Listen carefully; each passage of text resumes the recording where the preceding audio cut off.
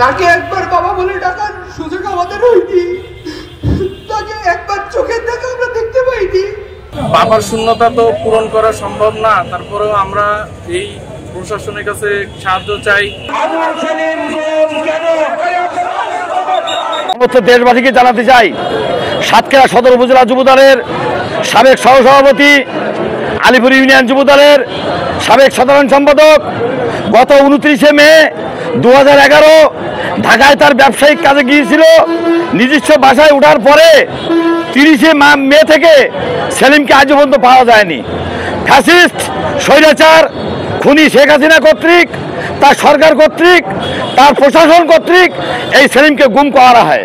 আমরা চাই বর্তমান প্রশাসন সেলিমকে অনতিবিলম্বে ফিরিয়ে দেয়।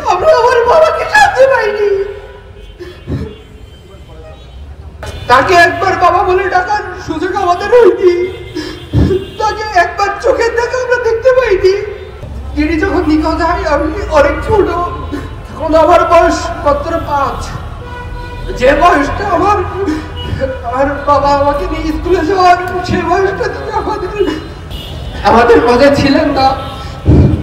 সরকারের দায়িত্বশীল ব্যক্তিবর্গের কাছে আমাদের একটাই আবেদন যে আমরা এর সঠিক বিচার চাই।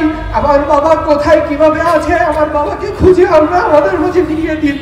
তো ফ্যাসিস্ট সরকার শেখ হাসিনা কর্তৃক আমার বাবাকে গুম করা হয় 2011 সালের আজকের এই দিনে।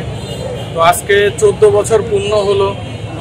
এতদিন আমরা বিচার চাওয়ার আসলে কোনো জায়গা ছিল না, এর জন্য আমরা কোনো প্রতিবাদ সমাবেশ করতে পারিনি। এই বিষয় নিয়ে ওই সময় মামলা করা হয়, কিন্তু মামলার এখনো কোনো অগ্রগতি হয়নি। এই ফ্যাসিস্ট সরকারের আমলে তো কখনোই হয়নি। এখন মামলা অনেকে এসে তদন্ত করে ফাইনাল দিয়ে গেছে, কিন্তু আমরা মামলার কোনো সুষ্ঠু তদন্ত আজ পর্যন্ত পাইনি। তো আমরা আজকে এই প্রতিবাদ সমাবেশের আমাদের উদ্দেশ্য হলো আমরা এই গুমের বিচার চাই, তাকে আমরা ফিরে পেতে চাই। এইবার